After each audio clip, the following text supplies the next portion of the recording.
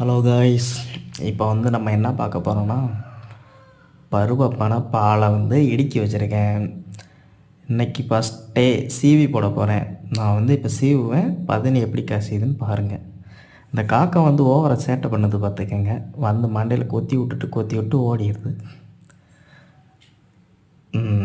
இப்போ வந்து சீவி விடுவேன், பதனி வந்து எப்படி கசியுதுன்னு பாருங்கள். இதை வந்து நான் 3